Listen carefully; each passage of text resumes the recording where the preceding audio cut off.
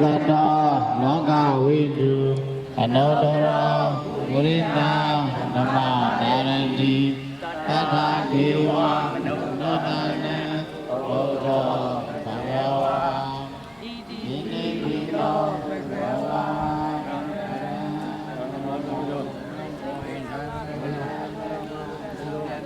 Loka Vidu Anodara Murita Nama Naranji Tata Dewa Nodana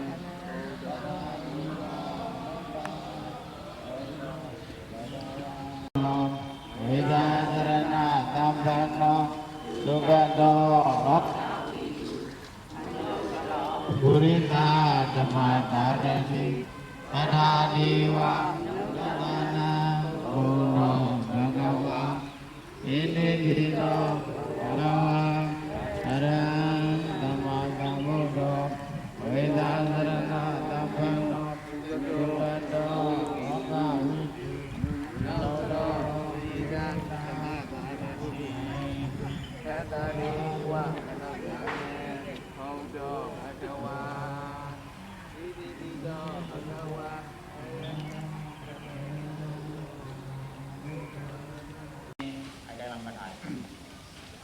ဒီကတော့ဘာကြီးရဲ့ဆိုတော့အင်္ဂါရဇီလို့ခေါ်တယ်ဒီကမှတ်လိုက်အင်္ဂါရဇီဘာလို့ဒီမှာညီးသေးကိုညီးသေးဆိုတာမြတ်စွာဘုရားပြိဋိဘံပြီးသောအခါကျင့်ကြံရတဲ့ညီးသေးတွေပေါ့ညီးသေးတွေကိုစုပြီးတော့ဌာပနာထားခဲ့တဲ့အတွက်ကြောင့်အင်္ဂါရဇီလို့ခေါ်တာပါဠိလိုမြန်မာလိုညီးသေးပေါ့ဒီတာနောက်ဟိန္ဒိယလိုသမိုင်းမှာကျတော့ရာမမင်းသားနဲ့တိတာတွေလို့ဒီနားမှာမီးလုံခဲ့တာမီးလုံခဲ့တဲ့ကျင့်ကြံရင်းနဲ့မီးသေးတွေကိုဌာပနာထားပြီးတော့ဒီနေတဲ့ကြောင့်ရာမဘံလို့လည်းခေါ်တယ်ဒါဟိန္ဒိယလိုမျိုးပြတိတာရာမဘံလို့လည်းခေါ်တယ်တိတာတွေနဲ့ရာမမင်းသားတို့ဒီနားမှာကောင်းကာလာပေါ်ဒီနားမှာကောင်းပို့ပြီးတော့မီးလုံခဲ့တယ်အဲ့တော့ကျင့်ကြံရင်းတဲ့မီးသေးတွေကိုကြံခဲ့တဲ့ဒီပါဒီသားတွေကသူတို့ခက်တာပေါ့အဲ့ဒါဌာပနာပြီးတော့သူတို့ခေတ်ခေတ်ကြီးရဲ့ဒီဝါရရဲ့ဒီလေးသူခဲ့တာပေါ့သူရဲ့အနေနဲ့ပြပြပါတမိုင်းအဲ့ဒါကြောင့်လည်း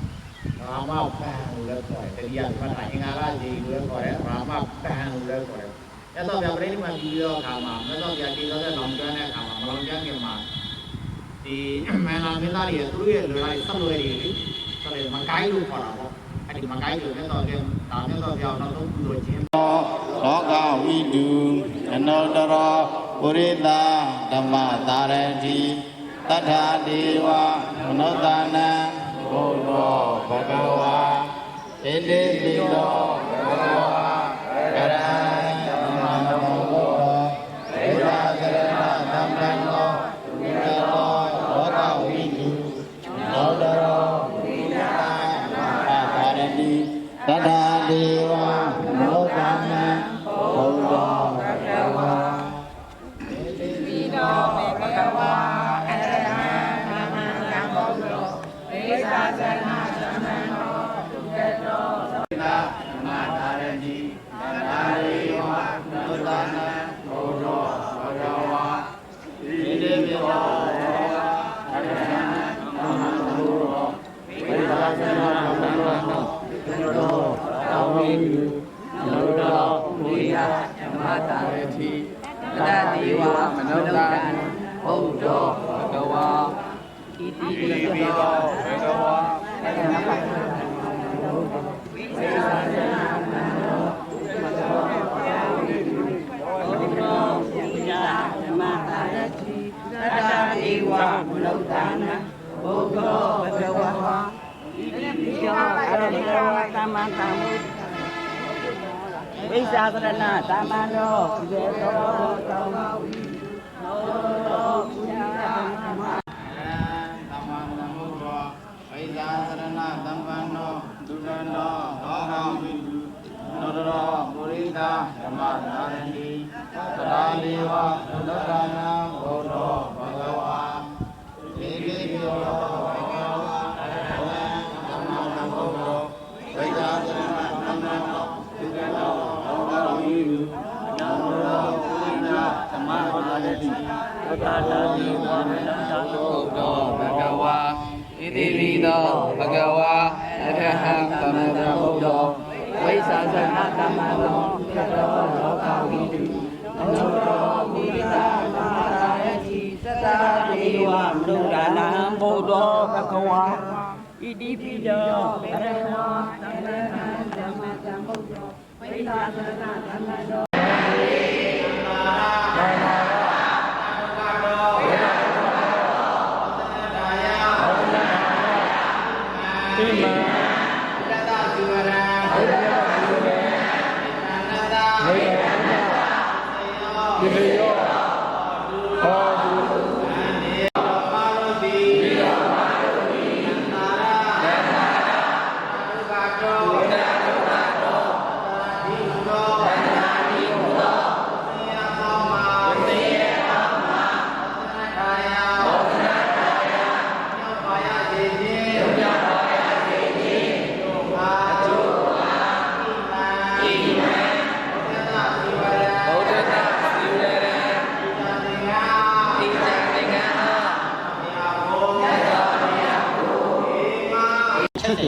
ကာလမတုတ်လို့ပြကာလမတုတ်အဲအဲ့ဒါကြောင့်ကာလမတုတ်ကကာလမမင်းသားတွေကိုအချက်တည်းဟောတဲ့ပြကြောင့်ကာလမတုတ်လို့ခေါ်တာကာလမတုတ်တန်လို့ရှိတယ်အဲ့ဒါဒီနာစကားဒီနာတစ်ဆင့်စကားပြန်လို့မျိုးပေါ့နော်အဲ့ဒါဒီကဓမ္မမှာလည်းပါပါတယ်ဒီလိုမှာတစ်ဆင့်စကားကြားပြီးတော့ကျန်တဲ့တော်ရရှိလို့မျိုးနဲ့ပေါ့အဲ့လိုမိဘရဲ့စကားကြောင့်လည်းနေတယ်ကြာသမားရဲ့စကားကြောင့်လည်းမျိုးနဲ့ပေါ့နော်ဒီနာပြောတိုင်းလည်းမျိုးနဲ့အဲ့လိုဒီကနောက်ဆုံးကိုယ်ကိုယ်တိုင်ပြီးမှယုံပါလို့လေဆက်တယ်ကြာကာလမဆိုဟောတာဟောပြီးတော့တော့ကြွားလာတဲ့အခါကျတော့ဘယ်ရောက်လဲဆိုတော့ဝေသာလီကျိုရောက်တာပေါ့မြတ်စွာဘုရားဝေသာလီကျိုရောက်ဝေသာလီကျိုရောက်တဲ့အခါကျတော့ဝေသာလီဒီမှာအံဘာပါလို့ခေါ်တဲ့မျိုးသမီးပေါ့မှာတောက်လို့ရမ်းတယ်အကြောင်းနေလေးပေါ့အကြောင်းပေါ်မြတ်စွာဘုရားသတင်းသုံးပြီးလာမှာဝေသာလီဒီမှာကုလာကာရကာမလို့ခေါ်တယ်ကုလာကအထုတ်တဲ့တောင်းတော်ကြီးပေါ့အဲ့မှာဉာဏ်တော်ကြီးတရားဟောမှာအံဘာပါလီမျိုးသမီးဒီလိုကောင်းသမီးတွေမှာတရားရဟောလို့မြတ်စွာဘုရားပြန်ကြွလာအဲဒီတစ်ချက်ကြွလာတဲ့အခါကျဒါမှရွာလေးရှိသေးတယ်ရွာလေးကြောက်လာတော့ဥတော့ဘယ်ရောက်လဲဆိုတော့မြတ်စွာဘုရား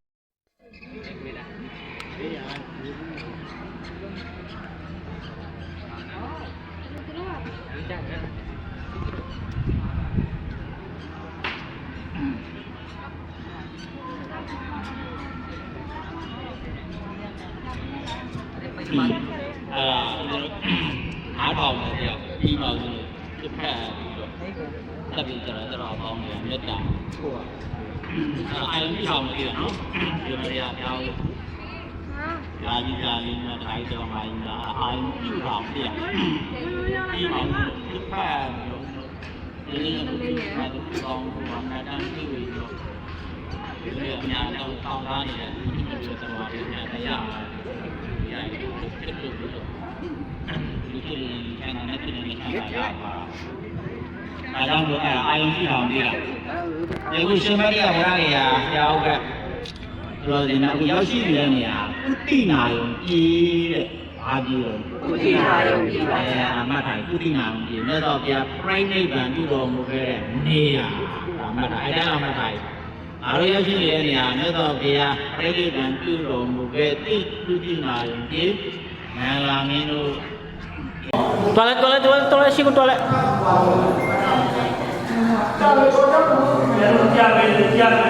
ဘုံသားထဲမှာဖတ်တာအဲ့မှာဓမ္မပြဓမ္မကြီးပြည့်တဲ့အခါကျတော့အဲ့ခေါင်းမောသားတွေကဆွဲတော်ယူပြီးတော့ဓမ္မမှန်ပြီးပြီးတင်လာတာပေါ့အောက်ကခဘုံသားတွေကဆွဲတော်ကငကားပြငကားမင်းရဲ့ငကားတို့နဲ့ရှိတဲ့အခါကျတော့ဖတ်တာတို့သူကလည်းငကားပြယူသွားရတဲ့ဒီပြလာအဲ့မှာရှစ်ပြတော်မင်းတွေဝင်ပေးလိုက်တာဟောနာမီနာတက်တော်အနာမီနာတက်တော်အဲ့တက်တော်လေးဝင်ပေးလိုက်တာအချို့ကမြတ်စွာဘုရားအယိုးတော်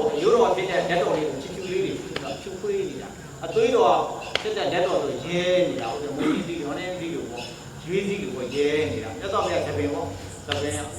တော့ဖြစ်တဲ့တက်တော်လေးအချိုးရောင်ဆင်းရှိတာပေါ့အဲ့လိုတက်တော်လေးရောင်နေတာသူတို့ရဲ့တက်တော်လေးကအပိုင်းစလေးအဲ့ဒါကိုတန်ပေးတာတက်တော်ကအချင်းချုံးလိုက်နှမျိုးပဲရှိတယ်ခုနပြောခဲ့လို့တာမိန်နာတက်တော်နဲ့အတမိန်နာတက်တော်အတမိန်နာတက်တော်ဆိုတော့ဒူဝေးရှိတာတေတော်လေးကညရုံးတော်နဲ့သူနမသိကြတယ်သူခဏသူအဲ့ဒါအတမိန်နာတက်တော်တော်ရရတက်တော်လေးကိုအတူတူကြီးအတောက်သွားကြားပြည့်သွားတာကချစ်တော်မျိုးတက်တော်ခဲ့တဲ့နေရာဖြစ်တယ်ညမှာ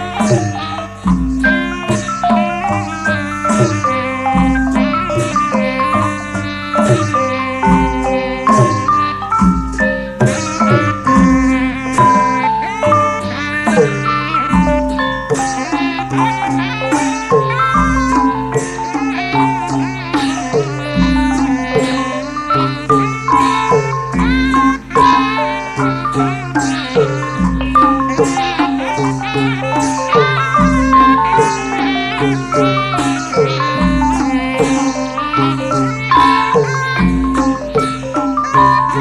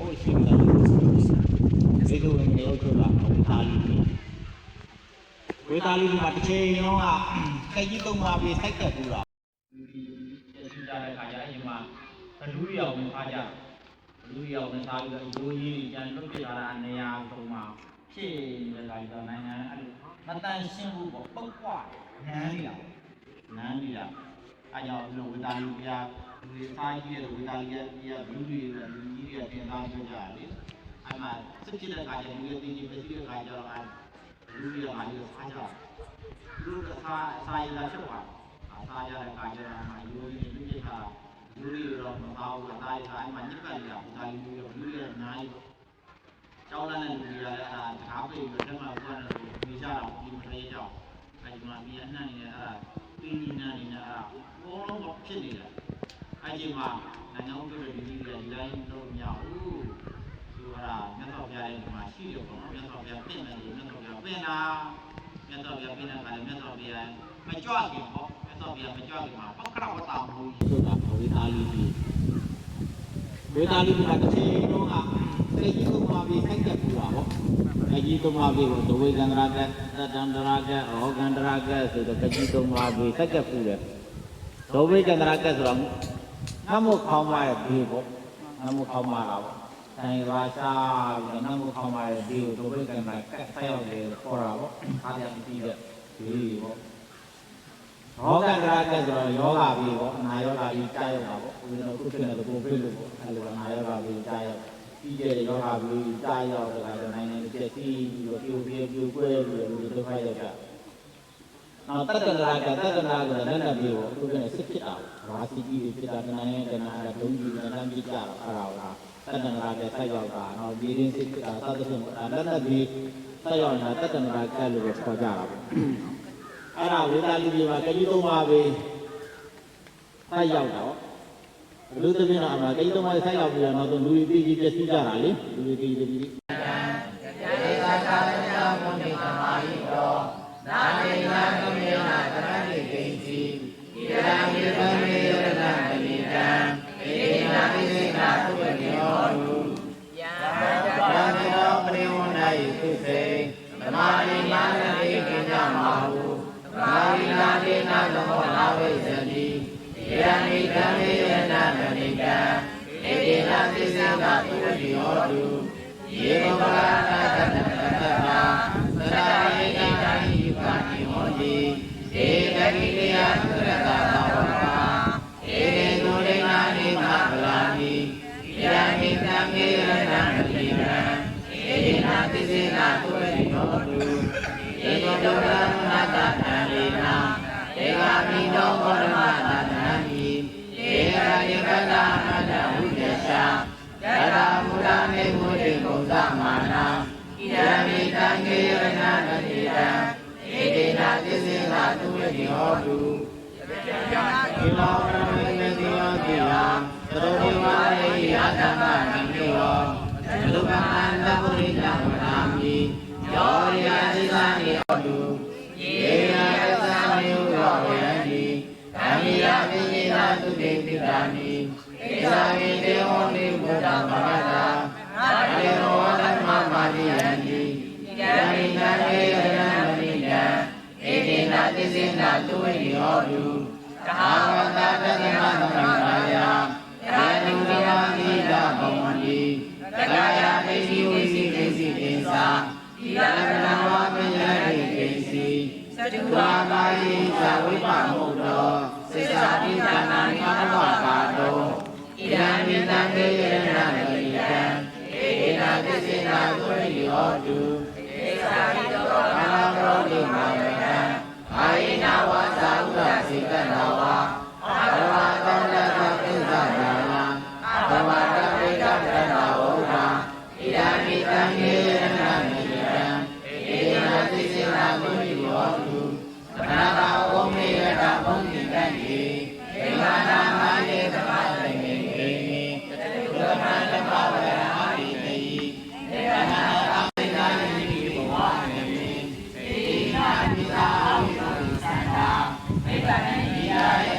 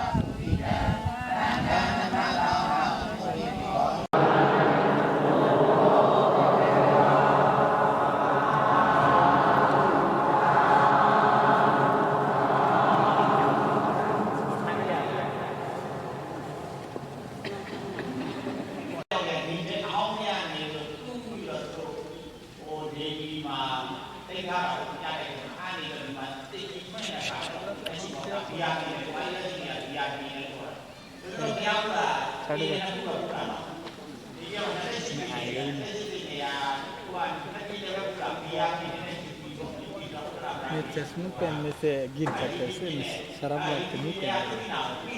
अब गिर गया ना तो सब पहन के इसलिए नहीं पहन रहा अभी गर्म लग रहा है इसे पहनने पर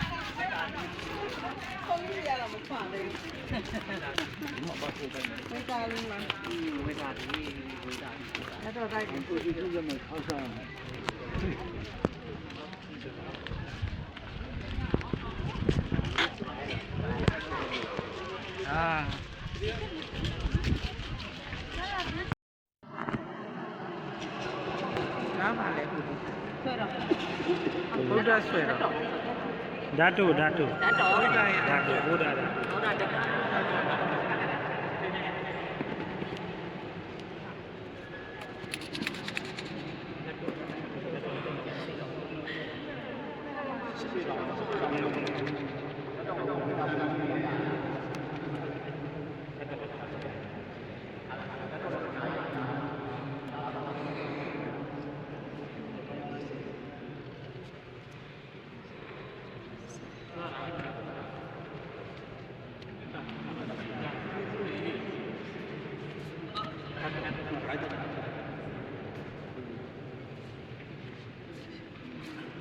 Theo rồi ạ.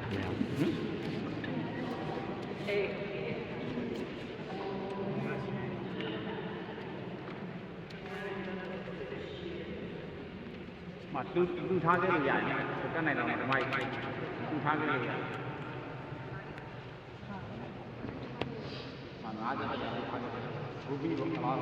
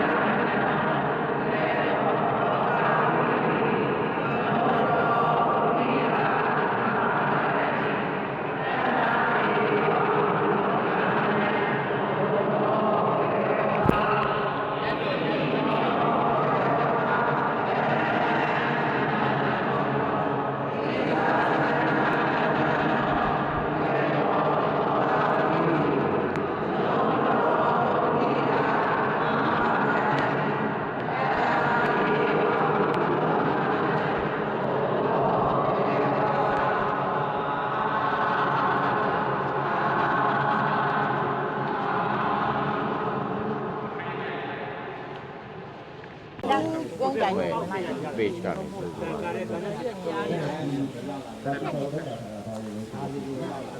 मेरा नहीं है वो खींचो फोटो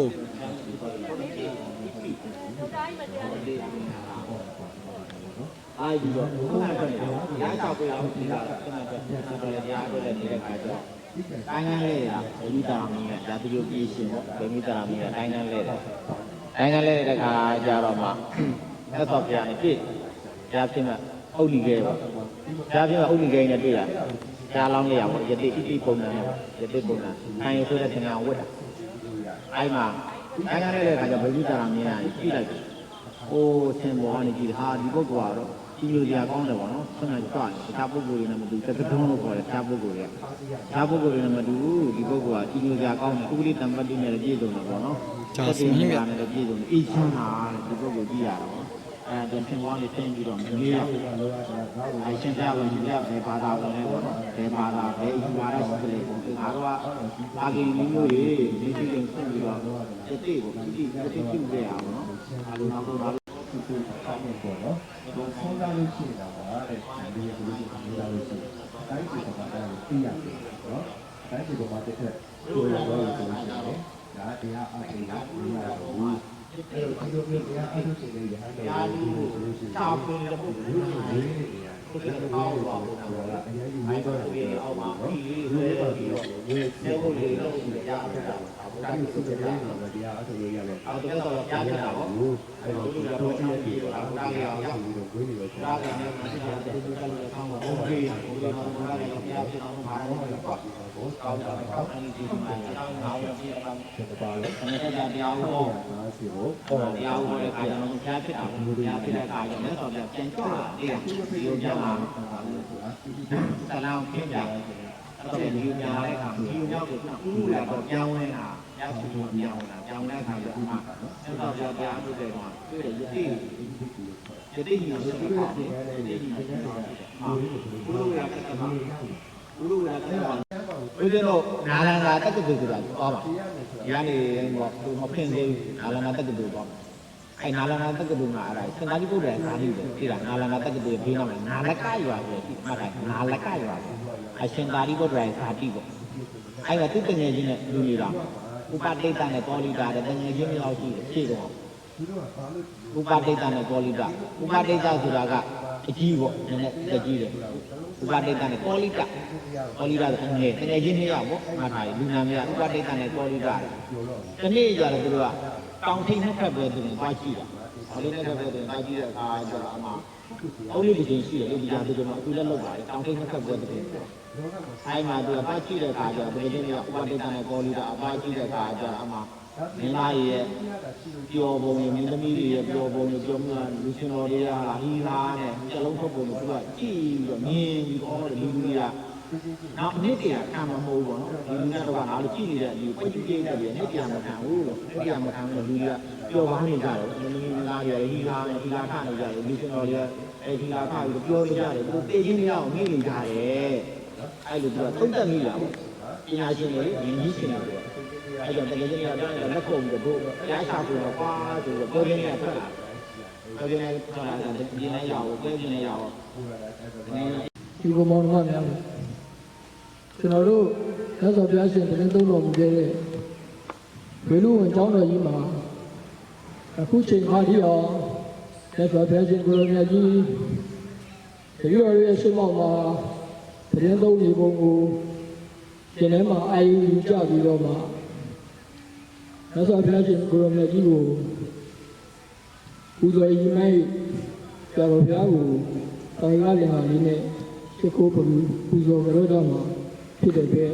အလုံးအဟုတ်ရှိအာယုံဒီလိုကြောက်ပါပူဇော်နဲ့ကောင်မြေရတဲ့ကိစ္စတာမာနိဝတ္တအတဏသောရမတ္တနာနိဗ္ဗာန်တေယောနိဘောလုံးနိဗ္ဗာန်မဲ့ဖို့တည်းမြေကိုဝမျိုးဆွစုတောင်းဥဒ္ဓရောဝံပေါင်းလို့ဧကရေဧကဓမ္မမြတ်တဲ့မြောက်ဥဒ္ဓဒိဋ္ဌဝန္တိသာပိသတော်မေဃာမိဗုဒ္ဓသာဝကသက္ကလည်းကြီးအမြတ်တည်နေကြံရှိနေကုသိုလ်မပေမကောက်ထောင်းရမိတာဒီစက်ကစိတ်ချလက်ကသွားကြပါလို့မာနိဝတ္တတာအာယတမီစီဝါရေးနဲ့နေပီလေးပြန်ချိန်မလဲကြပါဘူး အတဏကိုဘဝကိုခန္ဓာကိုယ်တန်ရာကိုစိတ်နာပြီးဟောခန္ဓာကိုယ်ကြီးကိုအတဏလောဘဆွဲဖို့ဒေါသဆွဲဖို့မောဟဆွဲဖို့ဆွဲဖို့နေတဲ့ဟောခန္ဓာကိုယ်ကြီးကိုသောနာပြုံးကွာသဘောပေါအောင်သောနာလိုက်ကြပါဦးဟောဝေရောဓမြာမြောမဲ့ရေဥပံခါကတုတ်တမနဲ့တွေ့ပြီးတော့မေဒုက္ခဒုစချင်းသောနာလိုက်ကြပြီးနေဗ္ဗာန်မေရယထထတို့စေကံတပြကြလို့အေးရမြလာတဲ့နိဗ္ဗာန်ရစီတို့ပရိဟာရေကံစားတာစံလိုက်ကြလို့မို့ဩအမြတ်မကြာလန်းနိုင်ကြပါသည်ဘုသောတိပါရိပါ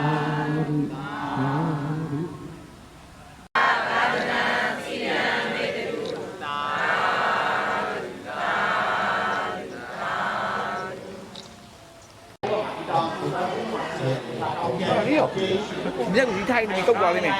က်တော့ပြိမှပြီးတော့3လခိုင်းတာပါရန်တာ900ဟိုကြည့်ပြောရန်တာရန်တာပတ်တဲ့ငါတဲ့နာဒါဇန်နေတမရေချိုးတဲ့နေရာဒါဇန်မြင့်ဟိုဇန်လေဟိုဇန်နေရေချိုးတဲ့နေရာအဲ့ဒါတော့ကြည့်ပါတဲ့အဟိလူတွေရဲ့ယူဝါဒဒီရေချိုးမဲ့ဆိုကြမ်းမိုင်ကောင်းတယ်သူကလည်းတော့တိုးတတ်တယ်ဟောတာအဲ့လိုပေါ့နော်နာသီချောင်းသူပြောက်တယ်ပေါ့လေယူရှိတာပေါ့အဟိလူရဲ့ယူကဗုဒ္ဓဘာသာရဲ့ယူရှိလေဟောတယ်မှာဒါပြောကြတာအမရေချိုးတာဒီဘောကြီးချိုးလိုက်လေဟိုကဇက်လေချိုးဟိုဇက်နေချိုးတာအဲ့ဒါဇန်နေဇက်မီချိုးတဲ့နေရာလို့ရှိတယ်ဖျားလက်တက်ကလည်းရှိတယ်ရှိတော့ဒါတွေကနောက်ပဲပြန်ပြီးတော့တူဖော်ထားတဲ့ခါကျတော့လူတွေပြန်ပြီးတော့အသက်သွင်းတာပေါ့ဇန်နေဇက်မီချိုးတဲ့နေရာဆိုရှိတယ်အမတ်ဒါဟိုကတရားဒီတောင်ဟိုဘက်ကဒါပထမနိုင်ငံတင်တဲ့တတပန်ဒီလိုင်းကိုစီးပြပေါက်တဲ့နေရာအဲ့ဒါဝေဘာရတောင်ဝမ်းရန်နာ900တင်ငိုင်းတာတင်ခဲ့တာမြတ်စွာဘုရားပြိပြီးတော့3လခန့်ကြာမှာရှင်မကတ္တဗအမှုပြုပြီးတော့ပထမတင်ငိုင်းတာတင်တာအတော်လူမြောက်သွားတဲ့နိုင်ပြန်တဲ့နိုင်နိုင်ကြာ ခဏလေးခဏလေး ဒီလေကျင်ရတယ်ဒီလေရ ညဒီထဲမှာပါတယ်ဘာကြီး ရှင်းပြမယ်လို့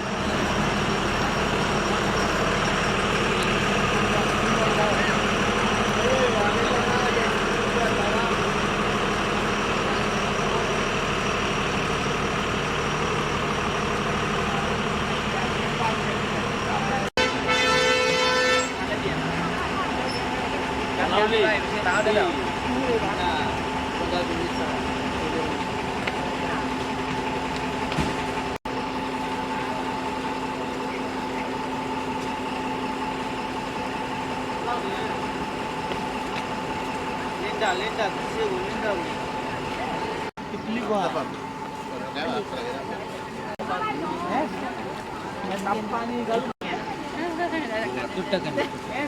Halo dia. नहीं खाने सर भेजे क्या यहाँ बता के भेजेंगे हाँ सर सबको भेज दें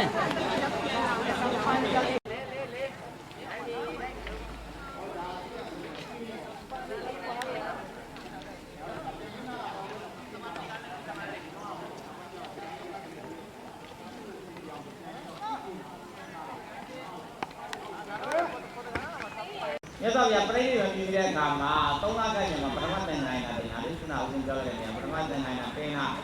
ရာသီမျိုးတက္ကပန်ဒီလိုက်စီးပြပေါက်တဲ့နေရာမှာ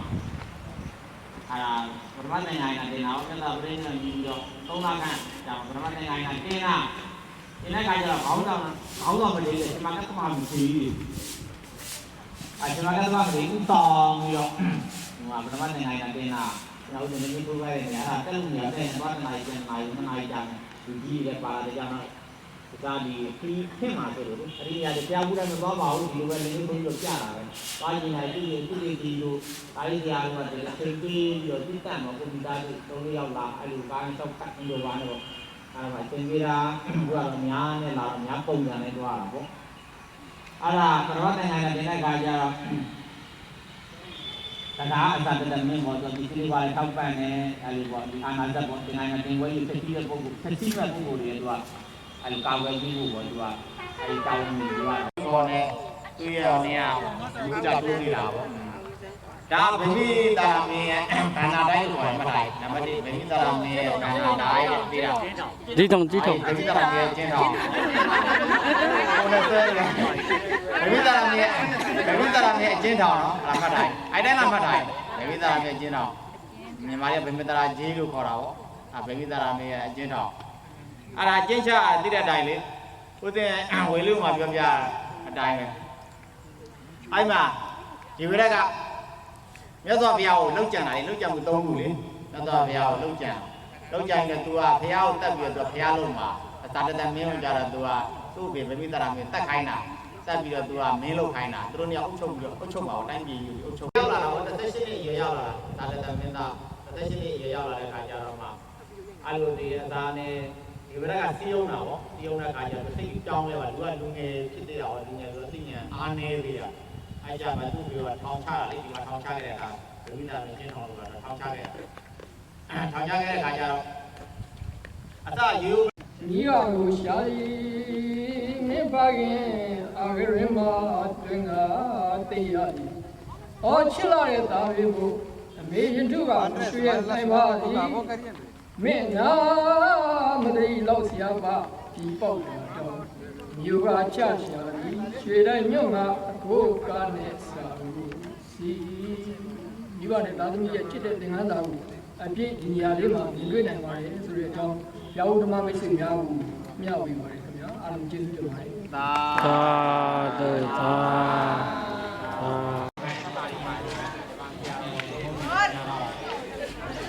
အဲ့ဒါဝိချာနေဒီတော့တော့ပေါ့ဒီတော့တော့ဒီမှာပါ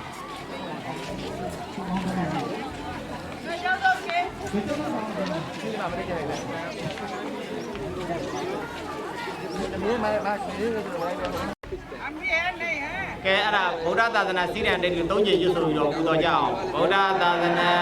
စီရန်တိတ်တုဗုဒ္ဓသာသနာ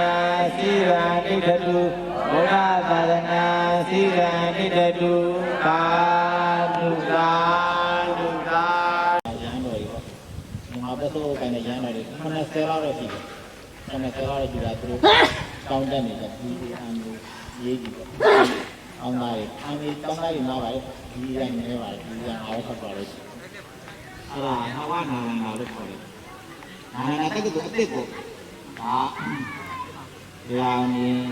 ဘာနာလာတော့အောင်ပူရနာနာပူရနာတော့အောင်ပူရနာနာနာတော့ဘာလို့အနာနာတက်ကတော့အောင်အနာနာတက်ကတော့တကဟုတ်ကမှတောင်းလိုက်တောင်းတက်နေတာအဲ့ဒါအဲ့ဒါတွေဘယ်လိုဖြစ်ပေါ်လာလဲဒါတော့ပြပြင်းနေဖြစ်ပြီးတဲ့နောက်မှာဖြစ်တာပါဒါတော့ပြလက်ထက်ကဒီမဲ့ဆိုလက်ထက်ကနေတာအဲ့လိုမျိုးအမိုင်းနေရအဲ့ဒါတော့ပြလက်ထက်ကဖြစ်နေဒီနားမှာဘယ်မှာရှိတယ်ဆိုခန္ဓာရာတိုင်းမှာရှိတယ်ကြည့်လားဒီတော့ပြလက်ထက်တော့မှာအဲ့ဒါလိုမျိုးဒီတော့ဘုရားဆရာကြီးကိုကောင်းသားတွေကိုသာသတင်တယ်ခန္ဓာရာတိုင်းကိုတော့တင်မတန်းနေရခန္ဓာရာတိုင်းကိုသူကပါကစ္စတန်အာဖဂန်နစ္စတန်အဲ့လိုအော်တတင်လာအဲ့တော့လည်းဒါရဘူးဒီပါလေဘူးဒီပြောရင်းတော့အိန္ဒိယတိုက်တယ်မရှိမှတိုက်ကြီးပဲအဲ့တော့နိုင်ငံတွေမခွဲခြားသေးဘူးနိုင်ငံကုန်ဝိုင်းခွေးနေဒီတိုင်းနေကြတာအော်တတင်လာခန္ဓာတိုင်းကိုတတင်လာအဲ့ဒါကိုဒီတော့ဘောင်းကဆရာကြီးဘိုင်းနာဆိုအဲ့ဒါခန္ဓာတိုင်းခန္ဓာနိုင်ငံတိုက်ကတော့အဟောင်းဆောက်ခရစ်ပေါ်ပြီ AD လို့ခေါ် BC ကို BC ကိုခရစ်မပေါ်ဘူး AD ကိုခရစ်ပေါ်တော့အဲ့ဒါ AD လို့ခေါ်တာပေါ့ခရစ်တက်ကလေးကိုခရစ်တော်ပေါ်ပြီးတော့နှစ်900ဆောက်ရခံကိုဒီနေ့ကနေရတော့ဒီနာနဲ့တက်ကလေးစပြီးခေါင်းတာပေါ့အဲ့ဒါနာဂသုနာမထေရဆိုတာရှိတယ်နာဂသုနာမထေရဆရာတော်ကြီးကဒီနာမှာသတင်းတော်နေရတော့အရင်အကြောင်းတရားတော့ချားမဟုတ်ပါဘူးဒီရင်ပြောရတယ်ဒီနာဒီနေရာနာလကရလို့ပြောတယ်ဒါလေးကတော့မထေရကြီးရဲ့ဓာတိကနာလကရနာလကနေရမြစ်ကလိုက်တာနာလကဖြစ်တယ်အဲ့မှာဆရာတော်ကြီးကနာဂသုနာမထေရနေပြီးဒီမှာ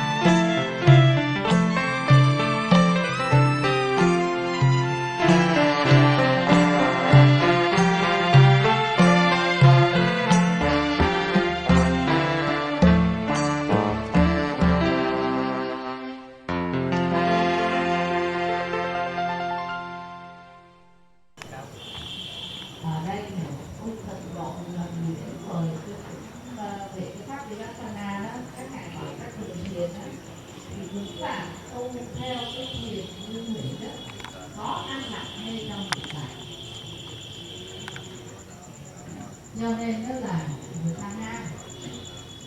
nhưng mà không dừng ham tu thì có ham nhưng mà phải biết cái pháp môn đó thì là phương tiện thôi còn bao nhiêu pháp khác thì mình làm cái tính đó rồi để tiếp nhận pháp tạng rồi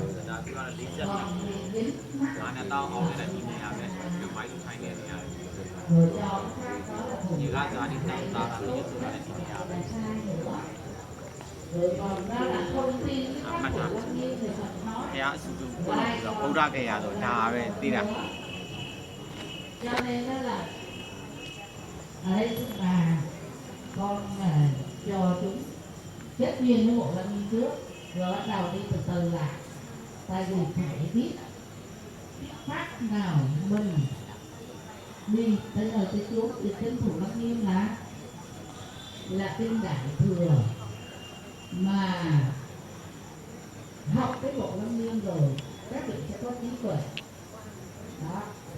Cái trí tuệ thì ở đây Phật trao cho mình một cái thức đó để mình đi tới đâu, thầy nào chân tu, vị nào giả tu, nó lộ ra hết à. thân này chụp là gì ạ? Rồi thân này để này ai đấy? Thân này lấy tiền ai gì ạ? Cha quay đấy, cha quay lão mẫu mang chả. Cha quay lại thân này để lúa, thân này những cái nào không đi chút nữa.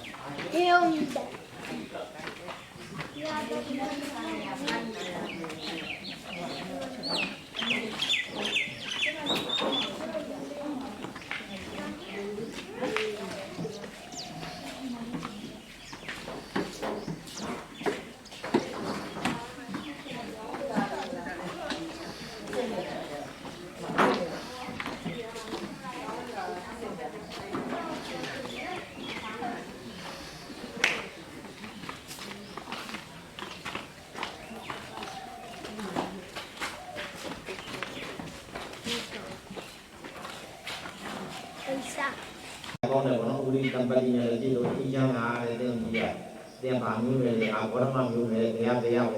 tại vì nhiều của nó ai rồi là hàng nhiều mình của nó nên đi đến xong gì rồi thì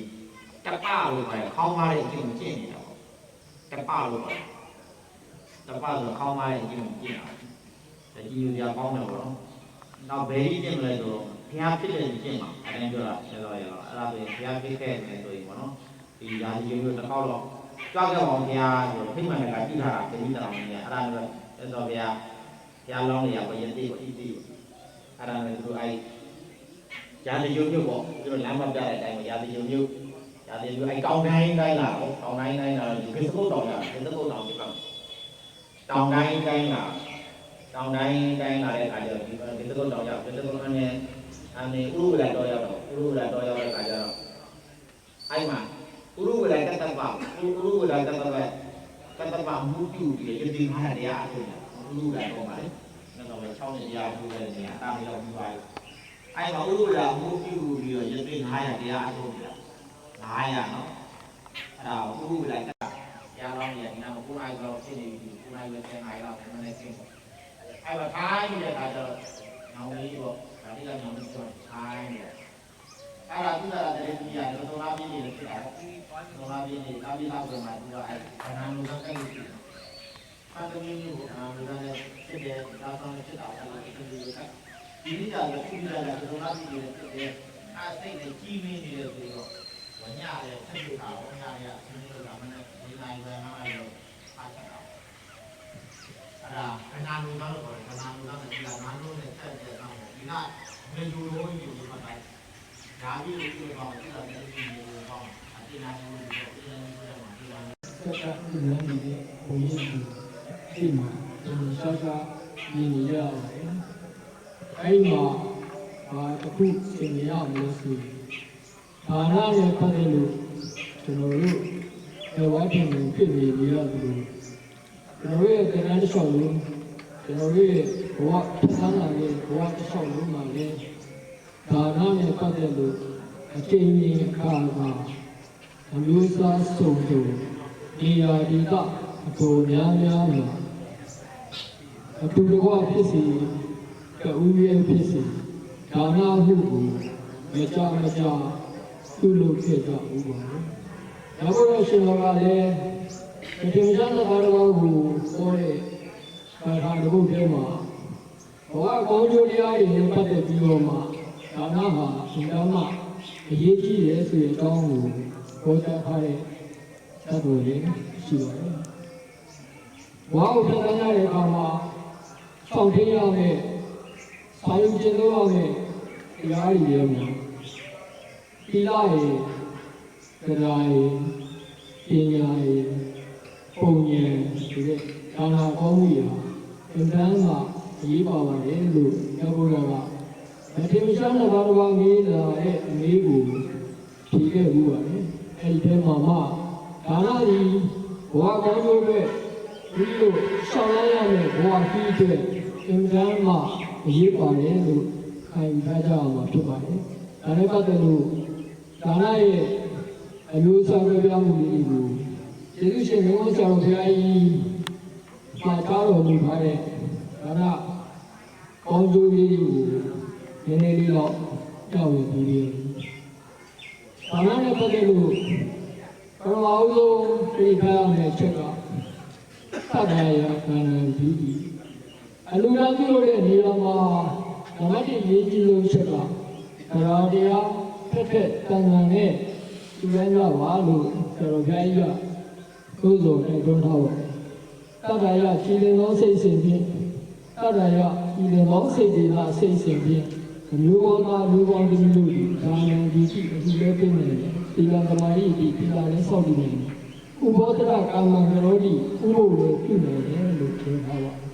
နောက်တစ်ချက်ဒါရတဲ့သာမန်ဓမ္မကြည်လင်နဲ့လူတန်းကြမယ်ဆိုရင်အဲ့ဒါကြည်လင်ဒီလိုနဲ့သင်ပြင်ပြုရတာအခုပြမှာလူချင်းချင်းဒီတော့ကြောင်းရကြောင်းဘာလို့လာရလဲငါတော့လာရတာဒီရေးကြည့်နေရတဲ့အကျိုးဟာ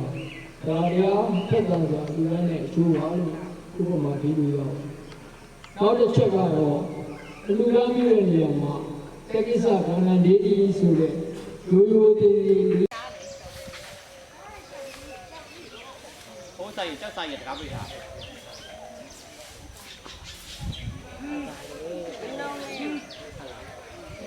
တကားပေးထားတယ်ဘုံဘုံကျောင်းမှာလည်းအဲ့6ကြီးပင်တွေ့လာလို့မရှိဘူးမကြောင်ရှင်းဘက်မှာလေအဲ့ခန်းနဲ့ချောင်းကြည့်တော့ဘာလာနေပြီပါဒီမှာမရဘူးဒီမှာဘာဆိုင်လို့မရကျောင်းကြည့်ပဲမြေခွက်ကကျောင်းကြည့်ဆောက်ထားအဲ့ဒါဒီမှာမှတ်ထားရင်ဒါမင်းတို့မင်းဈေးရလို့ခေါ်တယ်ဈေးကဒီမှာဟိုတဲ့ခီးခီးတွေမှာအဲ့ဒါမင်းတို့မင်းဈေးရပေါ့မင်းတို့မင်းဈေးရဆိုတာကမင်းတို့မင်းရဘုရားကဖျားဦးလာတဲ့ခါကျတော့ဒီကသူကတမန်တော်တွေဆလွတ်တာပေါ့ဒီကတမန်တော်တွေဆလွတ်တဲ့ခါကျတော့မစ်ရှင်တွေပေါ့သူတို့သူကိုယ်တိုင်လည်းရောက်လာတယ်နောက်သူမရောက်တဲ့ခါကျသူရဲ့မူရှိမရတယ်လွတ်လိုက်တာဘုရားကရအောင်အဲ့ခေတ်ကတမိုးယူနေတာကြတော့ဘုရားကရရောက်လာတာမင်းတို့မင်းရရောက်လာတဲ့ခါကျဒီကြီးအိုက်စီရပဲဘယ်ရဆိုပြန်နဲ့အုပ်နဲ့လှုပ်ထားတာပေါ့လေးဘက်လေးလံဝင်လို့ရတယ်လေးဘက်လေးလံတကားမပိတ်ဘူးလေးဘက်လေးလံဝင်လို့ရအဲ့ဈေးရလို့ခေါ်တာပေါ့မင်းတို့မင်းဈေးရလို့ခေါ်တာအခုကျတော့ဦးဇင်းတို့မပိုင်တော့ဘူးကလားပိုင်သွားပြီသိလားဘာဖြစ်လို့ကလားပိုင်သွားတယ်ဆိုတော့ဦးဇင်းတို့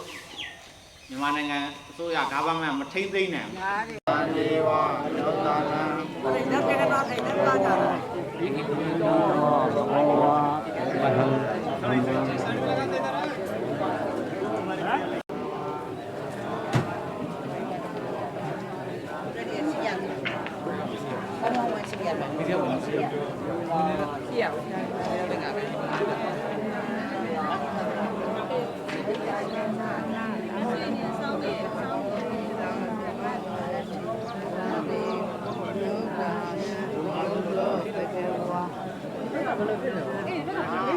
Aji dapat. Oh, siku. Hello, City. Oh.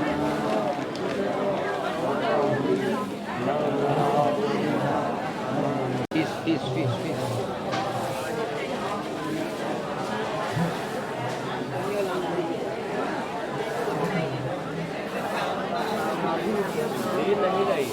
Apa dia sumhara? Ana iwa. Petani kau bawa.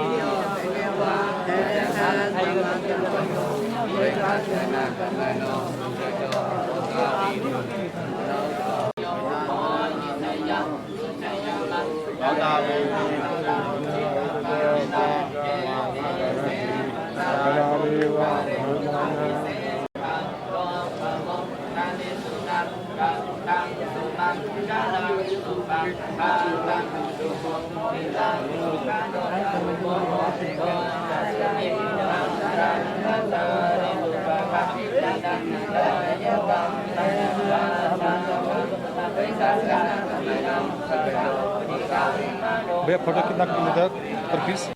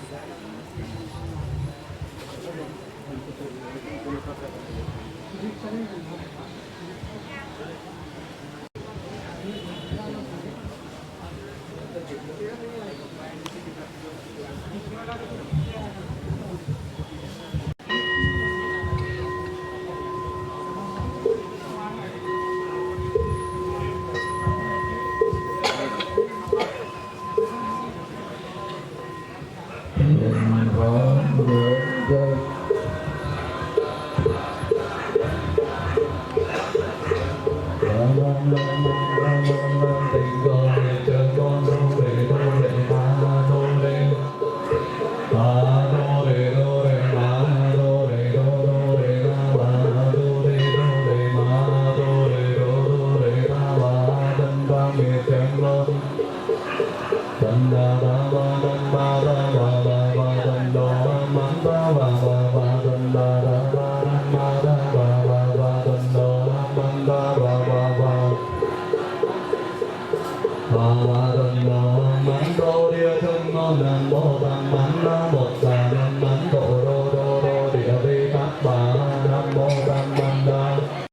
အဲ့ဒါညောင်းပဲအဲ့ဖျားဖြစ်တော်မူကြတဲ့ညောင်းပဲမြတ်စွာဘုရားအမကစုံလာပြင်းနေပါဗောဖျားဖြစ်တာဗော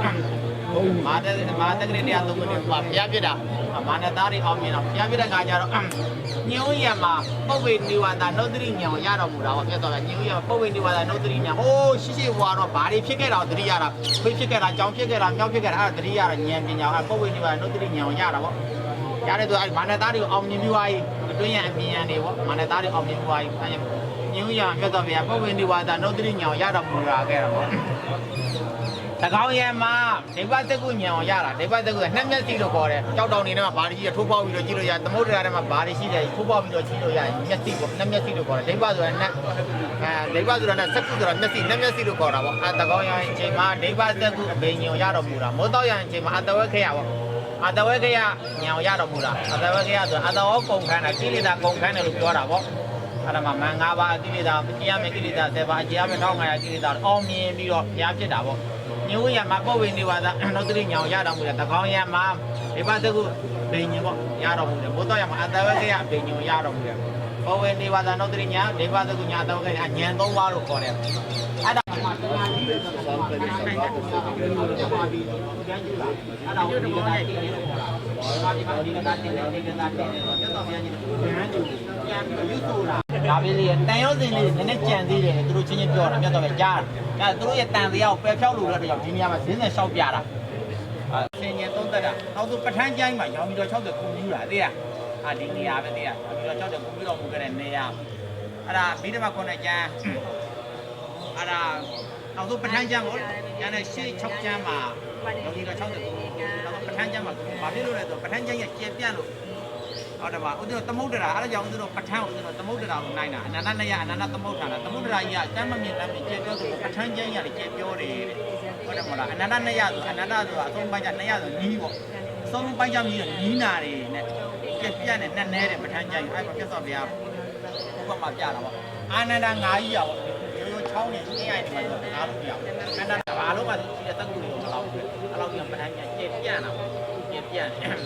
အားကြောင့်ပတ်တော့ဘုရားကုမတော့ပေရလားလို့ခေါ်တာပေရလားဆိုပေရလက်ကန်ပြတာလေဒီ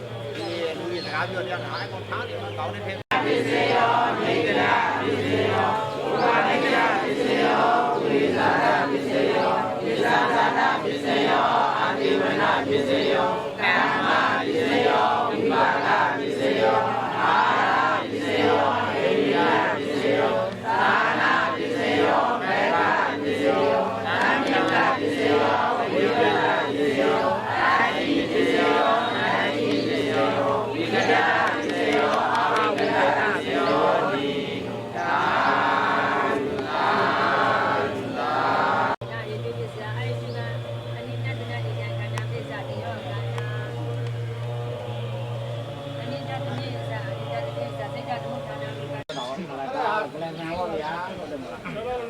ဒါကလာလို့ဒီဘက်မှာအင်္ဂလိပ်လိုရေးတာနှစ်ခုတော့နှစ်ပါးသားနဲ့ဒါ၅ခုမြောက်အသာပါလာတတ်တာပေါ့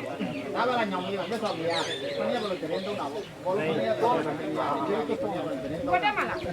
ချေတရင်သုံးတဲ့အချိန်မှာဒီကညောင်မင်းပေါ့အသာပါလာညောင်မင်းပေါ့ညောင်မင်းကြီးအများကြီးပဲလေဟိုမှာညောင်ကြီးအမျိုးရှိတာဘောလီညောင်ပေါ့ရှိတယ်ညောင်ရက်တွေရှိတယ်ညောင်ဗုဒ္ဓကြီးရှိတယ်ညောင်မိုးရှိတယ်ညောင်တွေအများကြီးပဲညောင်မျိုးက30ကျော်ရှိတယ်ဟာဒီကျိုးနဲ့ရှိတယ်မှာဒီတော့အိတ်ကြညောင်ချင်းမှာသာပါလာလို့ပြောတယ်အဲ့ဒါကျတော့အဲ့ဒီရောက်လာရောက်လာကဒီနားမှာသားရင်းကတင်းကတော့9ရက်အဲ့မှာမြတ်စွာဘုရားလောကမှာပွင့်နေပြီဘုရားဖြစ်သွားပြီဒီကငါခုမှတင်းသုံးနေတဲ့ချိန်မှာမာနကမှားနေတာအဲ့သူတမိတော့အဖေဘာလို့မိုင်းတာလဲလောကမှာ9ရက်ပြိုင်ဘက်ဘောရမပွင့်နေတယ်မြတ်စွာဘုရားဘောရမပွင့်နေတယ်အာသူဟိုးညောင်မြောက်မှာနေတော့ရတယ်တော့ဖြစ်စီတယ်ဖြစ်စီလို့မရဘူးပေါ့နော်မအောင်မြင်ခဲ့ဘူးပေါ့နော်အဲ့ကျမှမိုင်းတဲ့ကသူသမီးအားရတယ်ပေါ့အဖေပေါ့သမီးတို့3ယောက်သွားဖြစ်စီမယ်ဆိုသူတို့3ယောက်လာတာမိကလေး3ယောက်မြောက်ပေါ့ပထမမြောက်ပေါ့သလိန်နာတော့တာသလိန်နာလို့ခေါ်တာသာဝလာဒီကနာသလိန်နာတတ္တဟာလို့ခေါ်တယ်6ခုမြောက်ဒီကမှာတတ္တဌာနခေါ်တဲ့ဌာနသုံးနေတဲ့သတင်းသုံးနေတဲ့ကဒီဘက်ကိုကြွလာတဲ့အခါကျဒီမှာအိုင်းတိုင်ရှိတယ်အိုင်းဘေးမှာကြီးပင်ရှိတယ်ကြီးပင်နော်ကြီးပင်ကိုပါဠိလိုမုသလိန်ဓာလို့ခေါ်တယ်သိလားမုသလိန်ဓာပါဠိလိုမြန်မာလိုကြီးပင်နဲ့အကြီးပင်ကိုင်းတကန်ရှိတယ်အကိုင်းပြီးမှကြီးပင်ရှိတယ်အကြီးပင်အောင်မြတ်တော်ပြ9ရက်9ရက်ဒီသတင်းသုံးတာစသတင်းသုံးတဲ့အချိန်မှာနေရာသီးလေအိန္ဒိယဆိုနေရာသီးမိုးရွာတာမဟုတ်ဒါပေမဲ့အခါမဲမိုးရွာတာရွာချင်းမတန်မဲ့အခါမဲမိုးရွာတာ ဘောနဲ့လေတွေပါတိုက်တာတက်ပင်းကြီးတွေဘုံတိုင်းနဲ့အကုန်လုံးအဲ့ဒါပြီးရပေးနာကန်ကြီးနေကန်ကြီးအဲ့ကန်ကြီးပေးနာငကားနေဇက်ကနေတော့တက်လိုက်မြတ်သွားပြရာဇာယတနာတို့ကမှရေးတာလေရာဇာယတနာဘောကလားလို့ကလန်တန်ပေါ့ဗျာမှတ်ထားဘူးကလန်တန်ဒီတော့စာပေမှာရာဇာယတနာတို့ဒါခုနှစ်ခုမြောက်နော်ရာဇာယတနာလို့ခေါ်တယ်ပါဠိလိုမြန်မာလိုလင်းလုံးပင်တဲ့အဲ့ဒါမှတ်တာလင်းလုံးပင်ပါဠိလိုရာဇာယတနာလို့ခေါ်တယ်ဒါခုနှစ်ခုမြောက်လင်းလုံးပင်ပေါ့မြတ်သွားပြမုသလိန်တာတတ္တာဟာနေခုနှစ်ရက်ပြည့်တဲ့ခါကျတော့ဖလားတမပထတကဒီမှာသတင်းသုံးတာစထိုင်တာပေါ့မရောက်ခင်မှာအဲ့ဒါ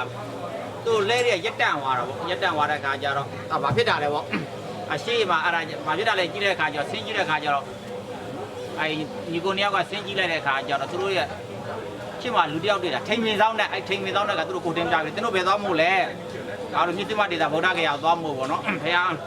ရတော့မှာဗုဒ္ဓဂယာကုံတယ်မှုပြမှုပေါ့ဟုတ်လားပေါ့အေးဟုတ်ပြီဒါဆိုလောကမှာဖះပွင့်နေတာကျွန်တော်သိသလားဆိုမသိဘူးပေါ့အေးသွားလိုက်ပေါ့ဘယ်နှမိုင်ဘယ်နှယူဇနာပေါ့အဲ့ကဘယ်နှကာဟုတ်ပေါ့အဲ့သူတို့လာဖះကသူအဲ့တဲ့ပြုတ်လို့ပြောက်သွားအနေနဲ့လာတဲ့ခါကျသူစံတဝါးနဲ့လာတဲ့ခါကျဒီနာရောက်လာတာ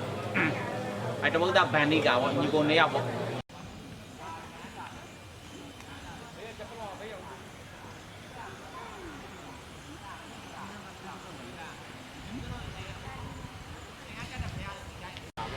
ဆိုဒီတိုင်းရှိတယ်လေဒါအဘေယမုဒ္ဒရာပေါ့အဲ့လိုရှိတယ်မုဒ္ဒရာတွေအများကြီးပေါ့ဒါပဲလေအဲ့မုဒ္ဒရာပုံစံတွေဒီမှာဒါကတော့ရဟန္တာတွေပြီးတော့အင်္ဂလိပ်လိုရေးတာဖတ်လို့ရတယ်ပေါ့နော်အဲ့ဒါမုဒ္ဒရာတွေမတူဒါပေမဲ့မာယနာတွေကရဟန္တာတွေနဲ့ကိုးကွယ်တယ်ဗုဒ္ဓအပြင်သူကရဟန္တာတွေနဲ့ကိုးကွယ်တာပေါ့သူတို့မြန်မာတွေကတော့အဓိကဖះပဲကိုးကွယ်တာလေဟောဒါဖះကိုအဓိကထားကိုးကွယ်တာသူတို့ကမဟုတ်ရှင်တို့50လိုက်စားတယ်များရပါတယ်အများကြီး Eh, इधर पूछो। ये कितना है ये 100 100 क्या आई छाते này vô rất là này đi ra đi nha छाते không ai là tốn nào đi ra đi là tốn nào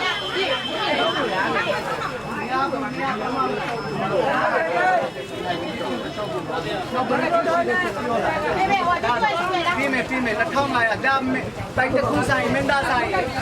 đi mà अच्छा अच्छा ये बन हल्का लेटो बन कर là không này दूध ले ले कर दिया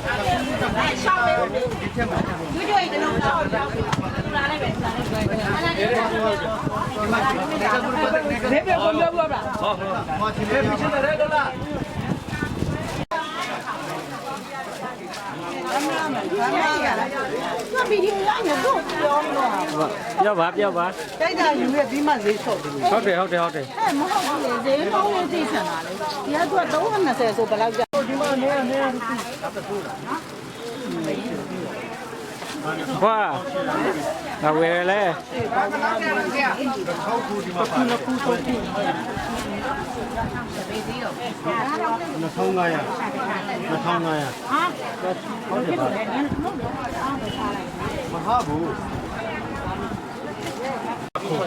không chắc nó xây mà nó không Hãy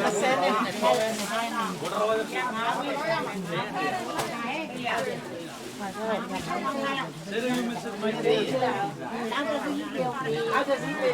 cho kênh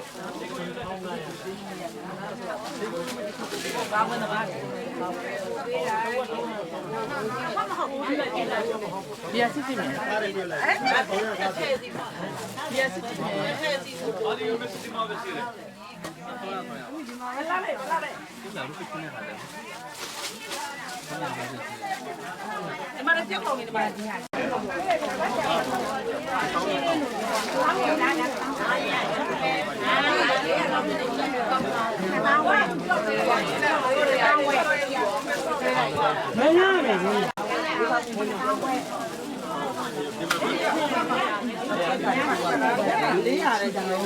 không bỏ